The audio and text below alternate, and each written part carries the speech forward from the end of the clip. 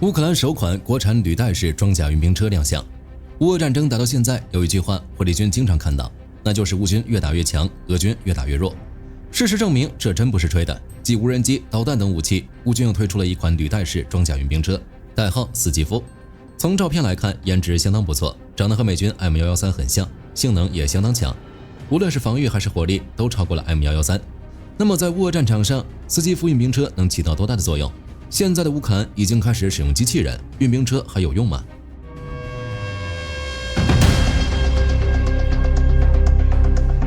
乌俄战争已经进入第5年，这场高度消耗的仗，乌克兰已经彻底看明白了。不管是苏联老本 BMP、BTR， 还是北约援助的 M113， 在现代高精度火炮和自杀式无人机面前都有些脆了。碰上乌克兰特有的反将机，老式装甲车的生存能力还要大打折扣。根据 ORYX 的数据，到目前为止，乌克兰已经损失了1355辆装甲运兵车，其中包括497辆 M113 以及275辆 BTR 系列。这还只是保守估计，实际数字绝对更大。装甲运兵车的缺失，使得乌军在反攻时无法进行快速机动。在这种情况下，乌克兰国防部一拍大腿，求人不如求己，咱们得造一款防护升级、火力凶猛的国产神车。于是，斯基夫运兵车诞生了。据 Defense Express 报道，乌克兰著名军工企业乌克阿姆托赫公司已经开始对斯基夫原型车进行测试。这家公司的名气不小，生产过古尔扎、利萨等型号，但这些装甲车都是轮式。斯基夫还是乌克阿姆托赫公司首次涉足履带式重装战斗平台。当然，跨界搞履带车也不是瞎折腾，就跟我们上面说的那样，斯基夫长得很像 M113。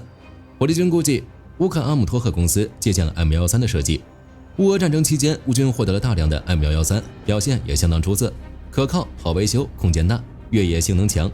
所以在研发之初，乌克兰国防部就设定了一个条件：斯基夫的防护与火力要超越 M113， 越野性能也不能弱。既然如此，拿着 M113改一改就行。就当前的情况来看，斯基夫可容纳3名成员，分别是驾驶员、指挥官和作战模块操作员，后部设有可容纳8名士兵的载员舱与胁迫式尾门。在设计上，斯基夫远行车采用了铝合金焊接车体，这也是乌克兰首次在国产战车上大规模用这东西。好处就是能把战斗权重压在15吨以内，方便运输机或者拖车拉着到处跑，同时还能提供比钢板更薄的物理屏障。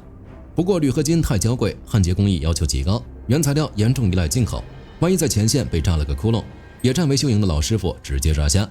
此外，使用铝合金也就意味着斯基夫在出口领域会有限制，要考虑其他国家的想法。所以有消息称，乌克阿姆托赫公司可能会开发钢制装甲版本，虽然换成钢甲会变重，推重比会下降，但在泥地里拿个电焊机就能修。最关键的是否出口，乌克兰就能决定。至于动力问题，乌克兰早就准备好了，在设计之初就给自己留了后路。斯基夫的传动结构和发动机支架全是标准化接口，现在测试用的是360马力的柴油机。哪天机器断货或者更换发动机，无论是康明斯还是道伊茨，拿过来直接往里塞，即插即用。如果之后改为钢制装甲，不需要改动太多的车体设计与传动装置，这不仅保证了战时能持续炮兵，还能保证卖给其他国家，进军海外市场的畅通。作为乌克兰新研发的装甲运兵车，斯基夫的性能要远超 M113， 毕竟是乌克兰在炮火中研制出来的新锐神车。美军的 M113 是20世纪60年代的产物，而斯基夫是完全基于21世纪，尤其是乌俄实战经验打造的。拿这2位放一起比，有点关公战秦琼的意思。但是现在的乌克兰前线，他俩确确实实是并肩作战的战友，还要对比一下。在车体结构方面 ，M113 机械可靠，内部空间大，但防护能力较弱。当年美国为了让它能空运、能浮水，拼了命的减重，但到了现代战场，这就是致命伤。相比之下，斯基夫的前装甲达到了北约 STNAG 4级标准，前装甲能在200米外硬扛俄军 BTR-80 打来的 14.5 毫米穿甲弹。针对乌克兰前线遍地地雷的情况，斯基夫特意优化了车底，能扛住6公斤 TNT 爆炸，踩雷了还能抢救一下。再看火力 ，M113 的标准配置通常是一挺手动操作的 M2， 这在当年是很猛，但现在机枪手得把大半个身子探出车外开火，在无人机和狙击手眼里，这完全就是一颗移动的经验包。斯基夫换上了全套国产的遥控武器站，机枪手地坐在厚厚的装甲里，看着高清显示器，用热成像和激光测距仪精确点名。加上360度环视摄像头，盲区不存在的。车里还配了空调、3防系统和电子战干扰器，乘坐体验是属于跨时代的飞跃。后面的载员舱能塞下8名全副武装的步兵，后门也改成了液压跳板门，冲锋下车一气呵成。在后勤与机动性方面，大概率还是斯基夫更好。M13的功率重量比非常优秀，维修起来很简单。最重要的是，它的零件全球通用。在乌克兰翻江期泥潭里，它的通过性确实备受好评。只是斯基夫作为本土选手，表现自然更优，专门针对乌克兰的黑土泥泞环境，优化了履带压强，换上了现代的涡轮增压柴油机，越野速度和操控性比老迈的 M13还要丝滑。具体的我们后面再聊。后勤也是如此，斯基夫受损后，车可以拿回后方，不出1个星期就能修好重返前线。不论 M13维修再怎么简单，也不如乌克兰国产选手。到底哪一款更好，毋庸置疑。斯基夫解决了 M113最致命的3个点：怕地雷、视野瞎、机枪手容易送命。对于在第一线刀口舔血的乌克兰大兵来说，斯基夫带来的安全感和信息化能力是 M113给不了的。斯基夫装甲车的出现，标志着乌克兰军工正在向自主研发迈进。前线的血泪教训逼出了这款接地气的实战装备。虽然目前还是原型车测试阶段，但这务实的设计逻辑，火力军确实得点个赞。等这车真正量产上了前线，俄军的轻装甲部队恐怕就要头疼了。对于乌克阿姆托赫公司来说，斯基夫这种履带式还是首次尝试。之前生产的都是轮式，这一次使用履带的原因也很简单，在烂泥地里跑得快的轮式装甲车只能当活靶子，履带式才是最适合乌克兰的装甲运兵车，实际作战时也能取得更好的效果。在无人机的打击下，乌俄战场基本是全球装甲车的露天主刑台，不管是轮式还是履带式都是如此。但是在一线泥地里硬刚，还得是履带车最好用。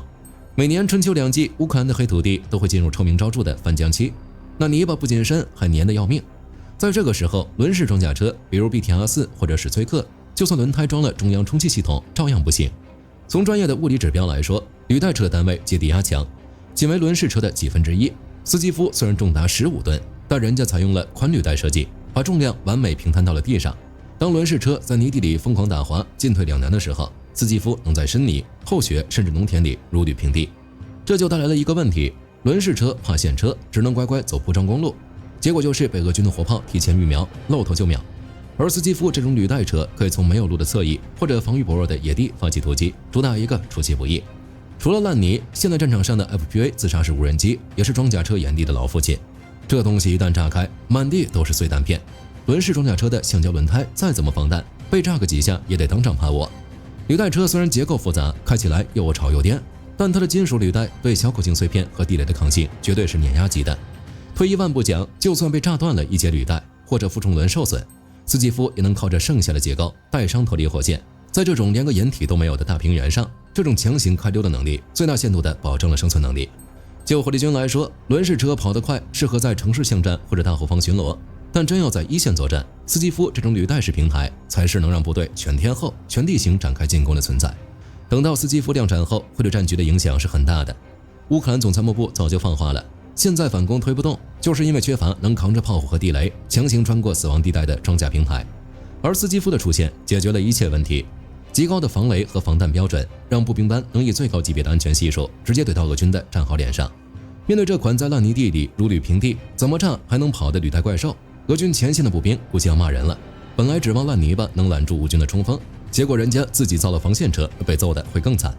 而且如果大家只把斯基夫看成一辆战车，那就格局小了。这背后还隐藏着乌克兰防卫自主的野心。到了2026年，乌克兰的国防产能已经飙升到了550亿美元的体量。通过批量生产斯基夫，乌克兰正在从零开始建立一条完整的履带底盘生产线。有了这个底子，以后造国产步兵战车甚至轻型坦克，那还不是水到渠成的事。更有意思的是，斯基夫现在大约有60%的通用零部件都是进口的，这就等于把莱茵金属、别翼系统这些西方军工巨头牢牢绑在了自己的战车上，进行深度合作。等乌克兰慢慢把这些核心部件全都本土化，斯基夫绝对会成为乌克兰军贸出口的拳头产品，专门卖给那些预算有限但又急需高性能履带车的国家。简单来说，斯基夫不仅仅是填补前线战损的救火队长，他更代表了乌克兰军工在炮火中重生的工业实力。聊到这儿就有一个问题了，最近这段时间，乌克兰已经测试了地面机器人在战场上的用处，效果显著，已经可以无伤拿下俄阵地。那么在这种情况下，装甲运兵车这东西还有需要吗？在2026年的乌克兰战场上，前线90%的补给任务已经全被机器人包圆了。乌克兰军直接签了2.5万台 UGV 的采购大单，目标非常明确，前线的送货小哥100%全换成机器人。像红军村这种高强度的修罗场，弹药、补给甚至排雷，90%都是机器人在干活。这时候肯定有人要问了，既然无人装备这么好使，那为什么乌克兰还要花大价钱去造斯基夫这种有人驾驶的装甲车？这不是给对面的 FPV 无人机送超级大礼包吗？都用机器人不就好了？运兵不需要。这样想一点问题没有，无人地面车辆早就不再是科幻概念了。但问题在于机器人还没有那么猛，并且与斯基夫这种运兵车相比，二者的战场定位有一定的差距。无人地面车辆主打一个炮灰属性，入门级的也就几千到1-2万美元。他们个头小，随便藏，专门负责那些最危险、最枯燥的送死任务，比如探雷、挡子弹，甚至直接挂着炸药玩自杀式冲锋，炸了就炸了，资产负债表上划掉一笔而已，连个家属抚恤金都不用发。斯基夫这种有人驾驶装甲车定位是保护与机动，任务是保护人类士兵通过死亡地带，在复杂的城市清剿。战壕争夺战中，人类的直觉和临场反应是现在那些 AI 算法根本比不了的。如果信号被干扰了，机器人直接变成趴窝的铁疙瘩，但装甲车里的大头兵照样能抄起家伙继续干仗。从定位来说，二者不是相斥的，而是互补。这些低成本机器人最大的毛病就是跑不远，容易陷在泥地里，信号还容易断。这个时候，斯基夫就摇身一变，成了机器人的移动母舰，或者是通信增压站。装甲车把机器人拉到战壕附近一放，然后用车载的大功率柴油机发电，撑起一个巨大的电磁干扰保护伞，同时给前面的机器人提供信号中继和火力掩护。这就是有人无人协同。人类坐在厚厚的装甲车里，当大哥遥控指挥，小弟们在前面冲锋陷阵。所以机器人的确好用，但有人战车也不能少。在未来的战场上，有人装甲车是大脑和心脏，无人机器人是触角和盾牌。一支军队强不强，不看你有多少辆坦克，而是看你的一辆装甲车能遥控指挥多少台机器人。火力军估计，斯基夫甚至可能会搞出一拖多的无人驾驶跟随模式，一个司机开着车，后面跟着3-4辆满载弹药的全自动战车。甚至在军费有限的情况下，到底该怎么分钱？要一辆斯基夫还是100台机器人，其实也能分清。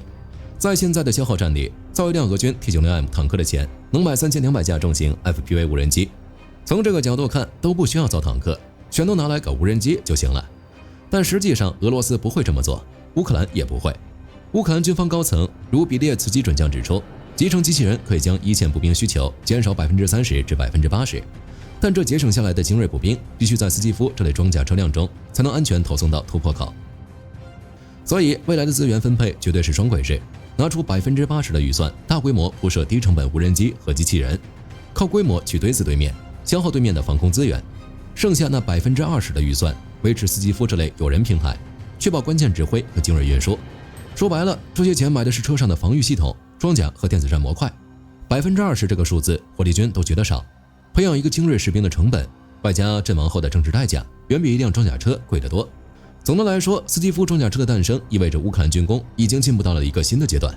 它不是为了追求什么世界第一的技术，而是追求在这片烂泥地里能活下来、能打赢的运兵车。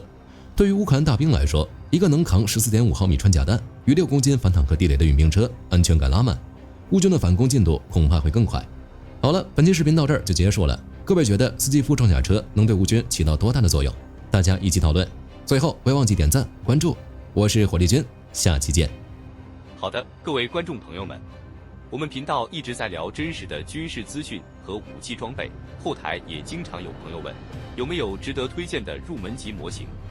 今天就和大家分享一款近期接触到的产品。